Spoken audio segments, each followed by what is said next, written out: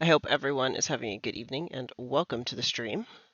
This is your host, Lichmaster98, and let's go ahead and switch on over here so you can see closed captioning. It'll be a great stream. Oh no, I forgot to fix the title of the bar. Okay, nobody look at the title yet. Nobody look there. Faction turn 9. There, it's been that the entire time. Nobody can prove otherwise. Just don't rewind and don't go find the first like 10 seconds of the VOD. That's it. And then nobody can prove that I was wrong. But regardless, thanks and welcome to the stream. Apologies for being a little bit late today, but we're gonna make a fun stream regardless. If you're not sure what's going on here, welcome to Beacon Space. This is our sci-fi setting set sometime in the future, or perhaps in the past in the future, but the exact time frame is not relevant for us. We get to explore the politics of our factions and how they interact in our sector to see what all they can get up to. Right now, going on at the same time, actually, as this stream, we've got on our Discord server. We have a episode of Free Agents that is taking place, which explores the world of the Penumbra, which is just underneath the layer of the faction turn. The Penumbra is a collection of individuals that call themselves free agents, which take on jobs all across the sector. And hopefully, we'll be getting a replay of some of these episodes up within the next week or two up on this Twitch channel for people who are interested in watching along. We did go ahead and release one session recap because there'll always be a text-based session recap regardless of whether or not the episode is rebroadcast. And so if you're interested, you can check out that first recap in the faction turn. In the Beacon Space category, there's a Beacon Space bulletin up at the top. There's a Bread Session 1 Arc-like Association R&D facility destroyed, which can point you in the right direction as to where you might want to find. But that takes care of that introduction. We're here for the faction turn today, so let's go ahead and get started. If at any point in time you catch audio bleed from my dual OBS setup, please let me know and I will try to correct it as soon as possible. But I think I've got it all configured just fine, so we should be good there.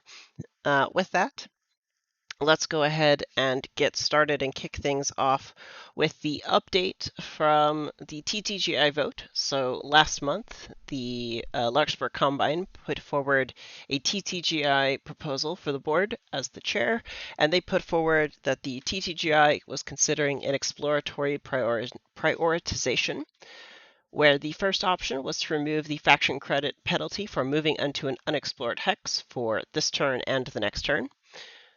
Alternatively, there was a second option that would have advanced the terraforming clock of Tellus by an additional 1. And those were the two options. I can say the results for option 1 was 5 votes, option 2 was 3 votes, and there was one faction that did not make a choice and abstained from voting. These text-based results will be available in Discord immediately after the stream. What that means is for this turn and for next turn, there is no additional charge to move into a hex that has a point of interest in it. So if you're interested in taking advantage of that, I've corrected any turn order that politely included it this turn so that it'll only charge you 1. If I've missed one as we're going through here, chat, please let me know. But otherwise, you'll also be able to take advantage of this discount next turn as well. So with that out of the way, let's go ahead and get started with our first faction in the faction turn. With that, we're going to get started with the Assembled Commonwealth. So the Assembled Commonwealth here are going to require me to actually add and insert 3 columns because I didn't do that yet. Oops, to the right. To the right, to the right. Bad joke. Okay, so this will be turn. I don't think there were any trades this month, but I will check afterwards to be sure. And then we are going to have the turn 9 order and turn 9 actions. Great. So let's fix the tables first so that if I resort things, it doesn't all break on me. So first is the assembled Commonwealth, as I just mentioned. Let's go find them down here at the bottom. They're going to be taking a goal of C's planet, probably because their C's is finishing this turn, but that's only a slightly educated guess. But let's go give them their income and then we'll have them buy the asset they're after. So the Assembled Commonwealth currently have a balance of 22. They get an income of 6, and so their balance is now 28. Then they're going to do one activation before they buy an asset. If we go take a look at our sector map here, on the planet of Mankiraniti, they have a covert shipping that is going to activate to move a commodities broker that is located out here on Peleus, right there, this one, to back to Mankiraniti. And that cost 1 faction credit, so we're going to go take advantage of that now and make that move for them. So we're going to take their balance down to 27, and then we're going to go to the asset tracker and move this commodities broker. Let me sort these by owner because that'll be slightly faster. So Assembled Commonwealth has multiple commodities brokers. We want the one that is on Peleus, and it is moving to Mankiraniti. Great. Next, they are then going to be buying a covert shipping asset. So let's scroll down to the bottom of this. I'm going to get rid of that while we're here and get rid of that while we're here, so don't forget. And then I'm going to insert it right underneath and hope that pulls the autocompletes correctly.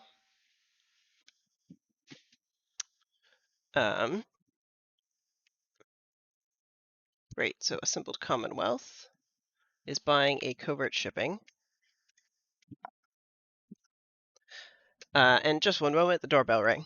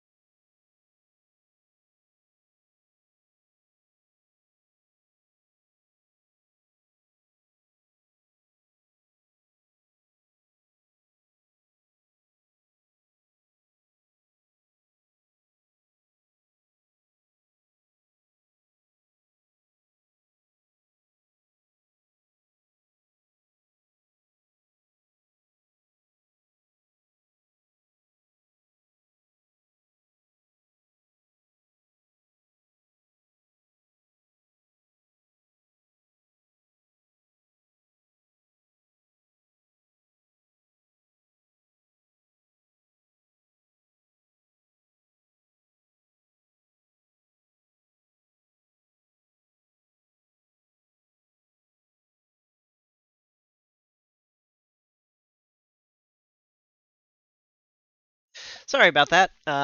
Apparently, I'm the one responsible for the door at this point in time. Okay, back. I'll cut that out of the VOD so that it's not a couple minutes of silence. But anyway, let's double check where I was at. Okay, buying a covert shipping asset, and of course the autocomplete didn't just fill in everything. That would have been lovely. And this is going on the planet of Peleus.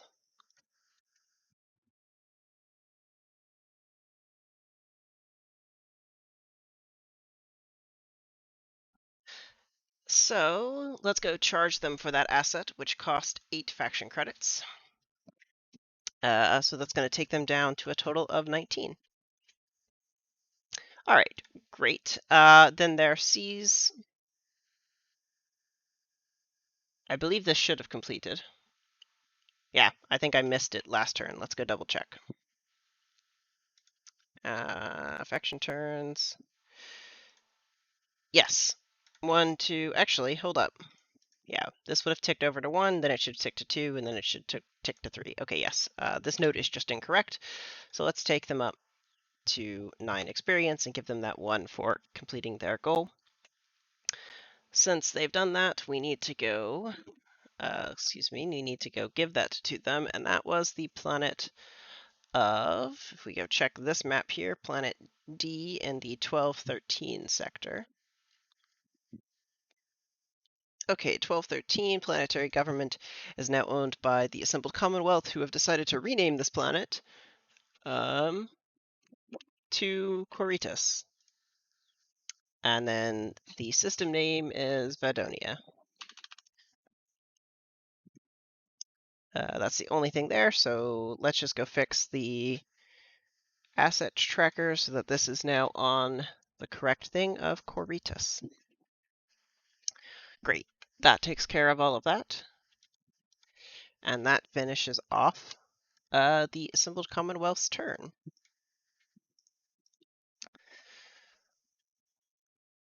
Oh, did I change the wrong location? Let's double check that, thanks. These things can be, reading across the row is not always the easiest thing. Commodities broker, Quiritas.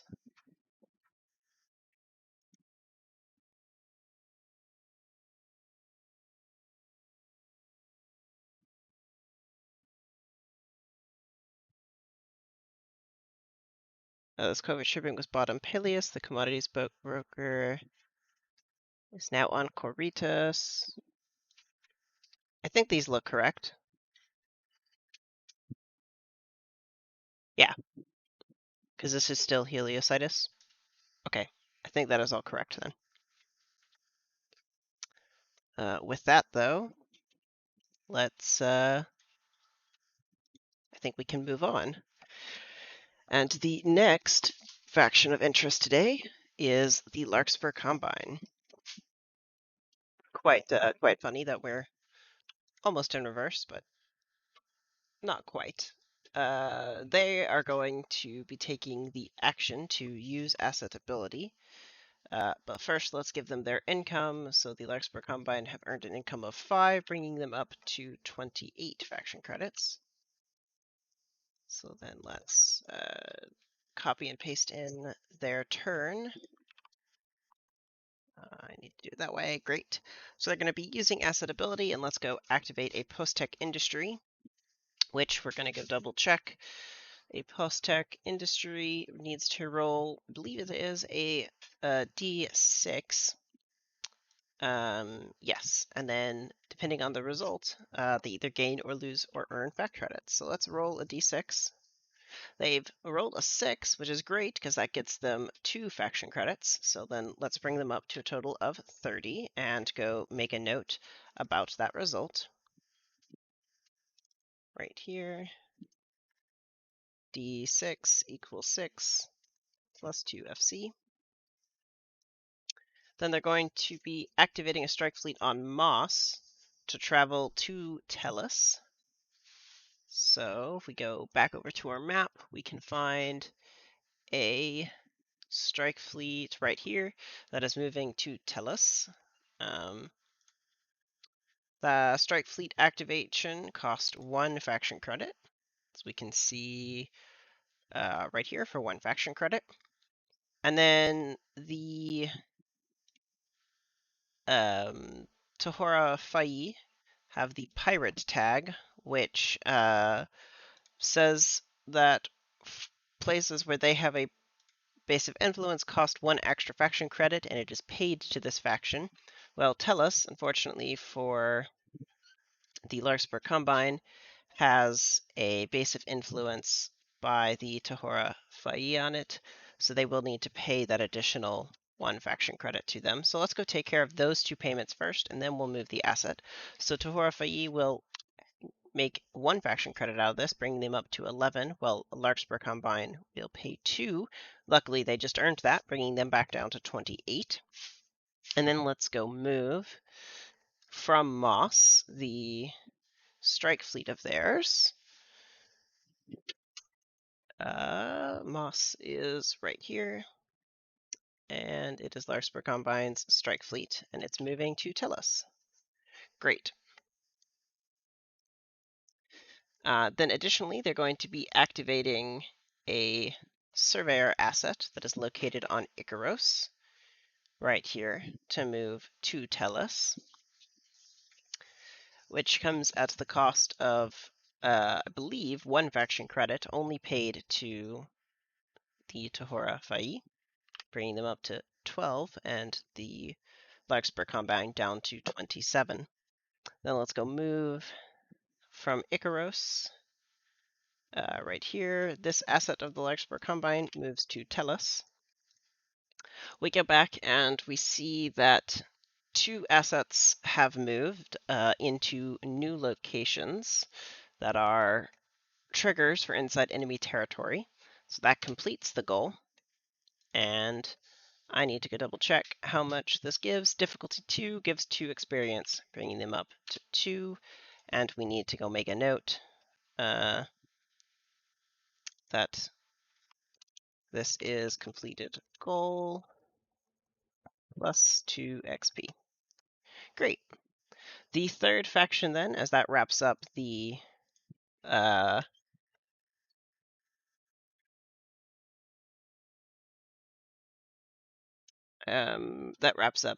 Larkspur Combine. The third asset, or third faction today is the Aguamala Syndicate, who I believe are right here. Yep, they're third. And they are going to be taking the Expand Influence action and the goal that goes with it. Let's go give them their money, and then we'll double check the planet they're moving on to. So they have 16 faction credits they have 11 faction credits right now. They're going up to 16. And then we're going to go check planet Q, which is located in, which is located right here. And they have a strike fleet on. There's no other assets there, so they can place this base of influence without contest. They're spending 1 faction credit on this, bringing them down to 15. And so that I don't forget, I'm going to go ahead and give them their experience as we go add on this base of influence. Let's just find planet Q. Okay, it's right here. Insert 1 below. It's going to be an asterisk for cost. This is a base of influence for the Aguamala Syndicate. I missed checking a recently bought asset. 1 second. I'm going to need to do that too. Planet Q. And then these are both 1. And the Assembled Commonwealth bought a covert shipping that is on Peleus right here. Oops, wrong thing. We want to say that this was just purchased this turn. Bases of Influences don't have that. We've given them their 1 experience, so we're able to move on to the 4th faction this turn of the Tahora Fai.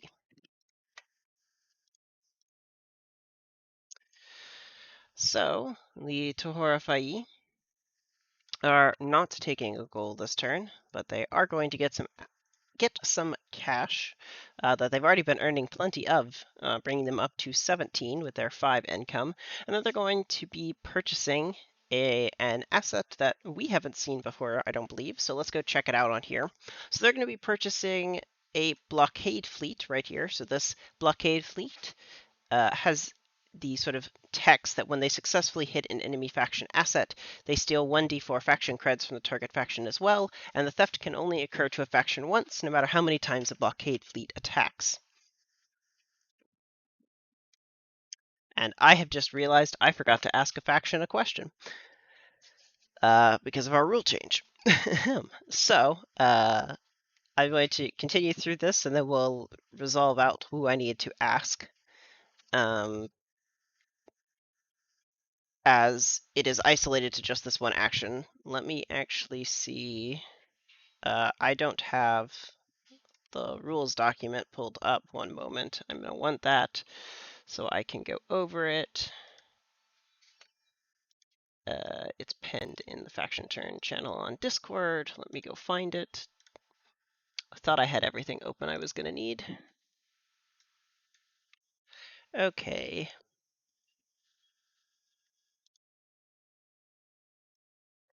Great. The faction that I has realized I forgot to ask has already answered the question I needed to ask them.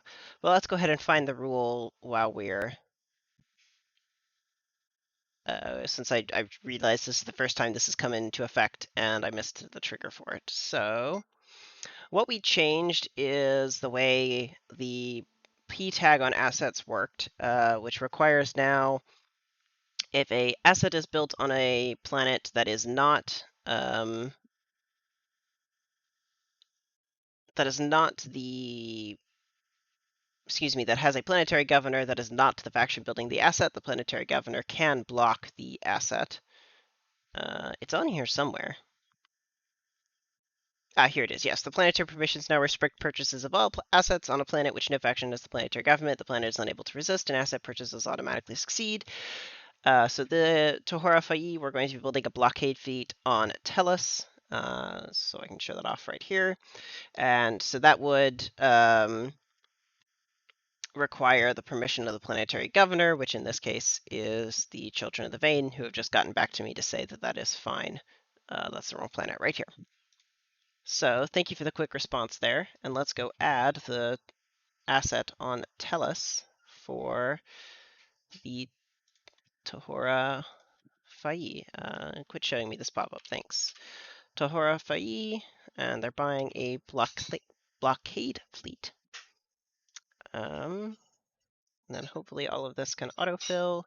It was just purchased, so it has purchase sickness, and it is located on Tellus. And then let's go charge them 10 faction credits for them, bringing them down to a balance of 7. Thanks for the quick response there. Clarity. I appreciate it.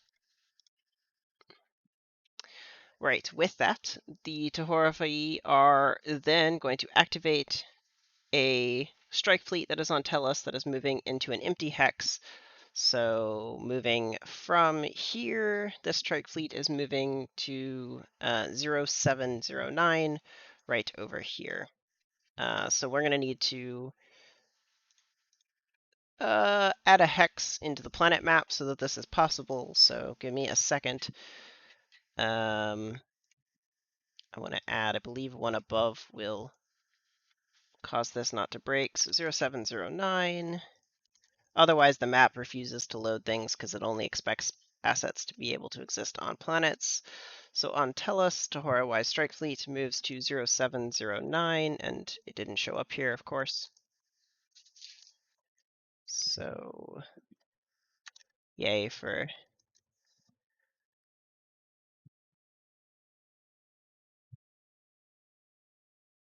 zero. Oh, I hit the numblock key. That's my issue. 0709 slash 0709 slash 0709.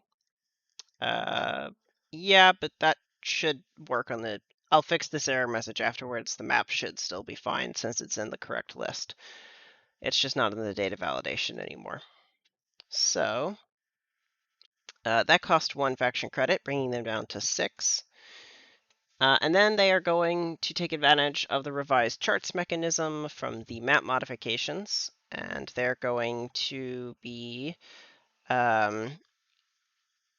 trying to modify via these modification points so they can change the atmosphere on Dyne.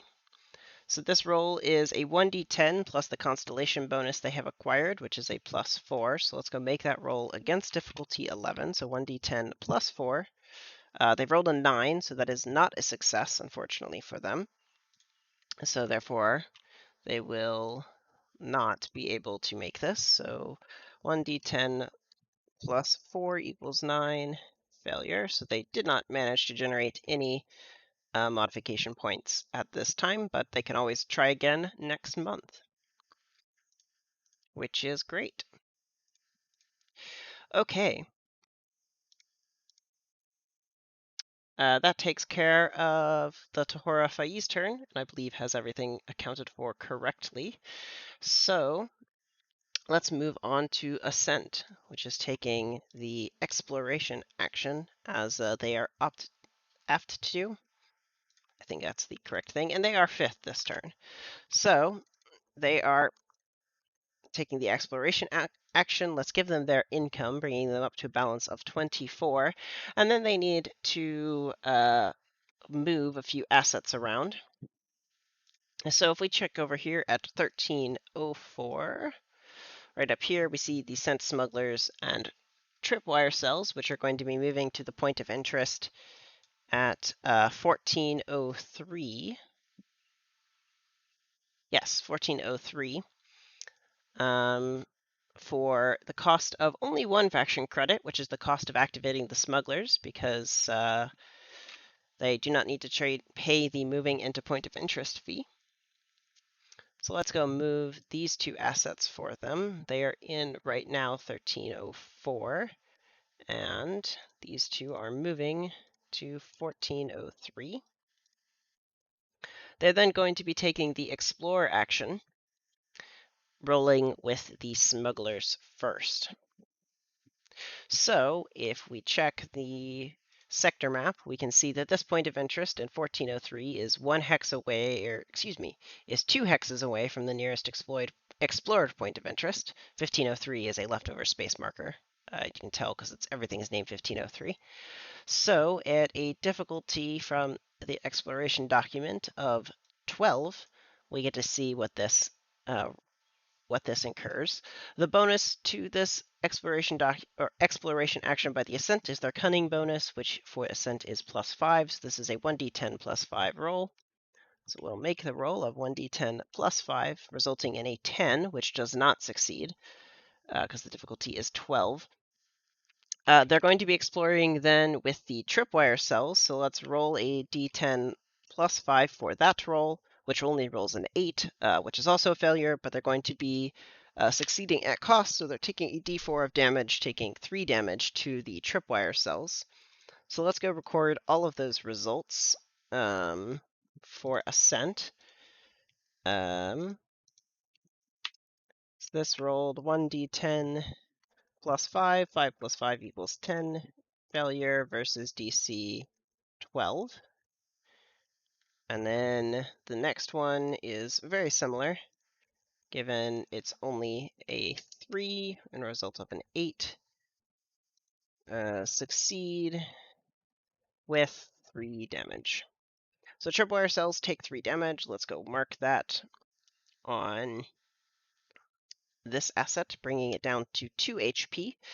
And then we'll go ahead and take care of exploring the new planet. So that's going to require a d6 roll, which is also a 3, which I believe is just one planet. Oops, wrong tab. Yep, one planet. So let's see what planet they generate. Roll that, please. Well, that's an interesting planet. So this is, what planet is this? Planet AB in the 1304 system. Or sorry, 1403. Yeah, 1403. So this is Planet AB. It has the Mechanics tag, of logistic facility assets cost 1 less. It has a tens of millions population, that is TL0. It has a thick atmosphere with a temperate temperature and a microbial biosphere, along with the tags of Area 51 and refugees. 2 quite interesting combinations there. The ruin tag for this is only a 16, unfortunately, so no ruin appears on this planet. Now, few assets need to be moved onto planet AB. So let's go ahead. Sorry, this should be planet AC. Apparently, I already have an AD. I have that. Do I not have an AD? Okay, this should be planet AD. I have messed up my planet tracking. Planet AD. And now let me go fix this note so that I remember the next planet is planet AE. Whoops. Okay. Planet AD. Great. And we gotta fix an asset from, the Starlit Court that is also on this hex as it moves, and There we go. The other ascent asset needs to fix itself as well. That takes care of that, and just about everything for ascent. I believe we need to give them their two experience points, and that brings them up to a total of 8 experience and rounds out their turn.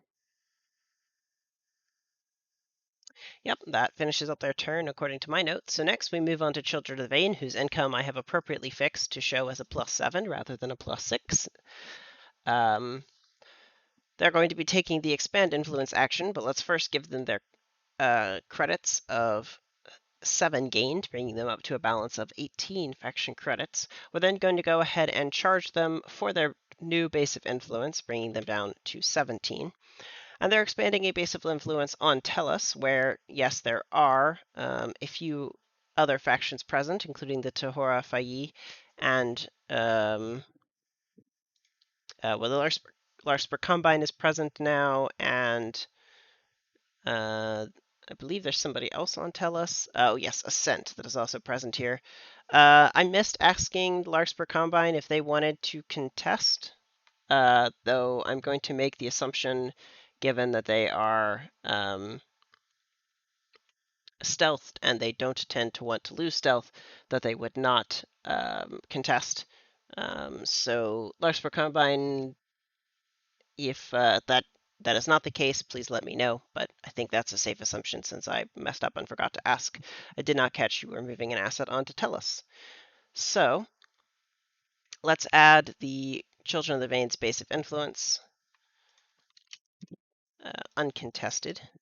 Excuse me, not what I wanted to do. Base of influence, where it's going to be 1. Let's drag all this down and then set that to 1 and that to 1, and it's going to be on Tellus. Great. That adds that. That completes their goal, so just so I don't forget, I'm going to go ahead and give them the XP, and then we're going to go continue on. And we're copy and paste in their turn, so that I don't forget to do that for the Children of the Vein.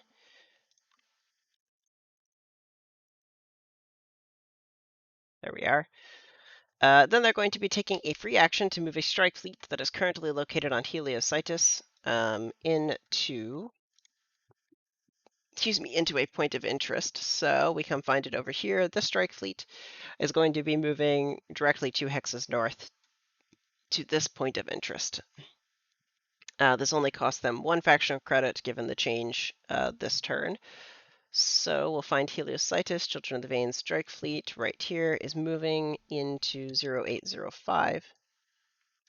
Oops, 0805. That one, yep. So the Rites of Spring have left off that way according to the notes. Let's go charge them their 1 faction credit for that move, bringing them down to a balance of 16. I've given them their XP for completing their goal, so that wraps up their turn.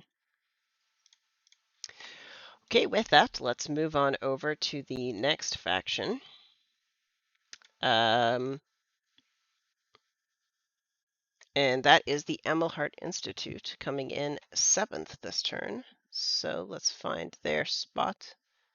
Here they are. So 7th is the Amelhart Institute, which is taking the Use Asset Action ability and setting no faction goal.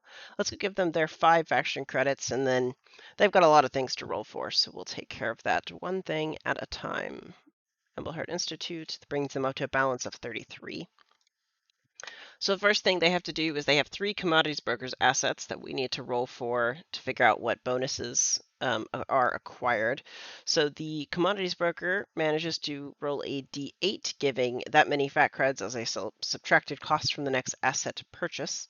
So we'll head on over here and we'll roll 3 d8s, giving them a total discount of 11. This entire thing is still in the filter, yep. Okay, so we'll sort this. Yes, that's fine. Then we'll find the Amelhart Institute so that I can just find their commodities brokers. I believe these stack. That's our rule.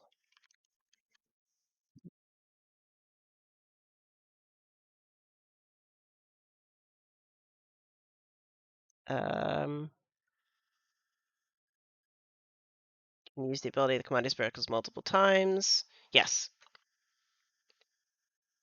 Multiple times for a single purchase. Somebody in chat know if these are supposed to stack? I believe they do. Yeah, okay. I believe that's the case, because it's just only triggered upon things. So that means this has a discount of, let's add that to 7, and then 4, and then the last one that I rolled was a 7, so that makes this 11. Ah, 4, 7, 11. Fine. Quite a lot of fun. Okay. Next, the next thing we have to do for the Emilhart Institute is they're going to be moving their homeworld of Ingrid from 0613 to 0513. So let's make this change here and then go fix the asset tracker. I see. I think those should be the only two down here. Great. Okay, that's all the assets fixed. Perfect. And then they're moving a commodities broker via a covert shipping. So if we go check this sector map, which is slightly out of date at this point, but close enough, as far as we're concerned, this commodities broker is going to be moved by the covert shipping, and it's being moved to 05 051. I think there was a typo in this orders because they say move to the point of interest in 0514, but there is no point of interest there. But they've given me the system name, which is this one. So yeah, I think that's just a typo. That should have been 041. Yeah, okay, that's, I think it's just the numbers transposed because they've given me this system name. So I'll fix that on my notes, and the covert shipping is moving this commodities broker over at the cost of 1 faction credit. So let's move off of planet AA, which is the 0515 for the Emilhart Institute. 0515 is moving here to 0415. I want to go fix that in, oops, I want to go fix that here to be 0415. It cost them 1 faction credit, so the Emilhart Institute go down to 32. And yeah, that takes care of everything for their turn. Great. Okay, so now we're on to the Concord of Mutual Disdain, which find themselves 8th this faction turn. They are going to be receiving their income, so let's give that to them, bringing them up to 25 faction credits. And then they're going to be buying an asset where they're going to be purchasing a strike fleet. But let's go figure out the cost of a strike fleet for them as we add it in on the sheet. Excuse me. So the Concord and Mutual Disdain, right here, inserting one below, is purchasing on 1510 Planet X a strike fleet, which I believe is going to cost them a. Well, that's not right. I want this formula. B57. Okay, yes, that all copied down fine and correctly fixed itself for references. So that cost is going to be 12 faction credits for this. It is a newly purchased asset on here. Great. So we'll add in, this is moved. Okay, so now we go charge them their 12 faction credits for the Concord and Mutual Disdain, bringing them down to 13. And then I will copy and paste in their orders so that it is on the sheet. And then finally, to round out the turn today's for the faction orders, we have the Starlit Court. It's been a fast turn, but a lot of just buying assets and not as many exploration of things, which takes a little bit more time to get through, which is fine. A quick turn is always nice. So they are not taking a goal, but they are getting their income, and then they're going to be taking the heal action. So let's give them their income, bringing them up to 6 faction credits. And then they're going to be taking the heal action to heal a strike fleet that is located on planet AB. So we go check the asset tracker. We find the Starlit Court on planet AB has a strike fleet that is at 4 out of 8 health. For 1 faction credit, they're able to heal this up by at least 4 HP, bringing them up to 8. So let's charge them for that, bringing them down to 5 faction credits. They're then going to move the strike fleet that has just been repaired to the hex 1702. So let's go check that over here. So they're going to be moving into this point of interest from planet AB, which is right down here, which is perfectly in range of that strike fleet. So the same strike fleet we just healed up on planet AB right here is going to be moving to 1702. This only costs them 1 faction credit given the reduction in cost, giving them a current faction credit balance of 4. And then they are taking an action as part of their faction quests. I know I have a few factions to get back with on faction quests. I should be able to do so this month. So again, if you're interested in a faction quest, please reach out to me and we can get those started. So if we could check the rules for their faction quest, they're taking a quest action, which is a free action that has been colloquially named the ping action. So they are going to be taking the strike fleet that is located at 1702 that they just moved to take this location ping action. They're going to be getting the results if they succeed of how far away they are from the object that they are searching for, but I will not be giving those results out on the stream. It will be just them. Just give me just one moment to double check what the difficulty, of their roll should be, because I don't want to get it wrong. So let's pull up the paste bin with their quest. All right, so this first difficulty has a difficulty of 10. A locate roll, or this ping roll, has the D10 with the following modifiers. They could have had the asset take damage, which they did not list, so that won't be a thing.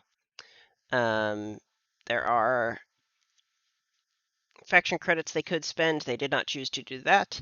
And there's an additional bonus that is equal to the number of hexes between the last successful locate roll and the asset making a new roll. As there was no previous locate roll, it is just a flat roll then of a D10, it looks like.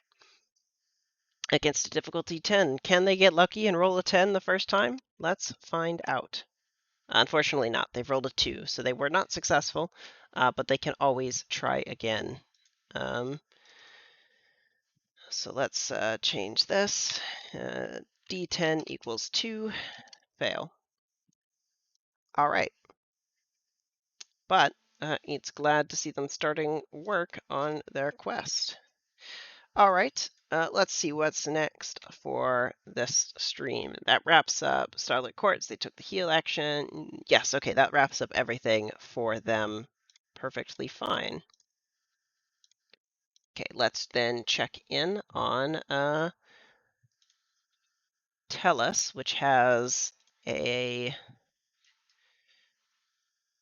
clock on it that needs to be increased, as it is currently increasing by 1. So the terraforming clock has progressed to 6 out of 12, which has triggered a additional bonus for this planet.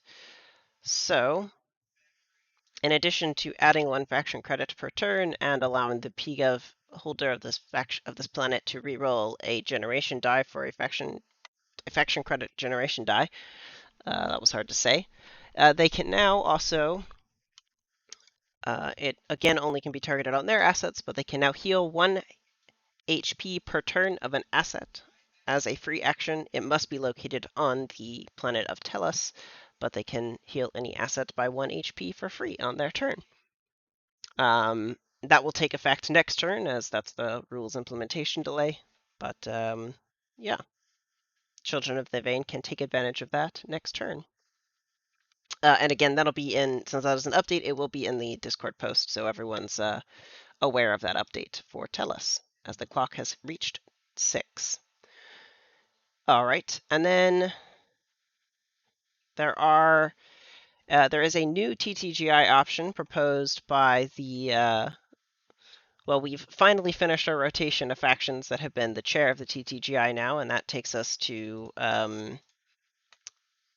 this was the Tahora Fayi that have chosen a TTGI reduce, reuse, and recycle program. So with the end of the Tellus terraforming project coming into view, factions are being asked to reclaim supplies that they may have committed to this project that are going unused by the that are going to be unused, and they get to reclaim them via this TTGI R cubed program, sponsored by Pendragon Holdings, a premier shipbuilding firm with its facilities on the TTGI station. Each faction is asked to guess a number between 1 and 9. The winner, which will be the faction that selects the highest number, which was not selected by any other faction. This number will then be given to you as a discount, which can reduce the price of an asset to half its base cost and applies to the faction's next asset purchase. So, to be clear, you'll be submitting a number between 1 and 9, which will be the discount earned if you give the highest number that no other faction submits. So, yeah. That looks like fun, and I'll get that posted as well in the Discord channel just after this ends. I'm hoping to see some interesting results to this this option. With that, though, I think we may be done in almost 50 minutes. It looks like the only thing left I have is date updates. So I do have some updates. The next lore stream will take place on June 26th.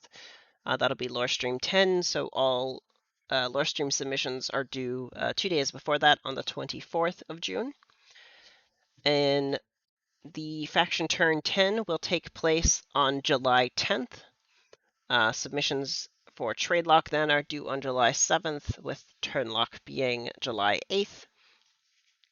So that'll be the next thing. These dates have been posted in the Faction Reps channel, so they've been updated for people to be aware of. And then we should hopefully have a Free Agents episode within the next week or two, so be on the lookout on the Discord server for an announcement about that.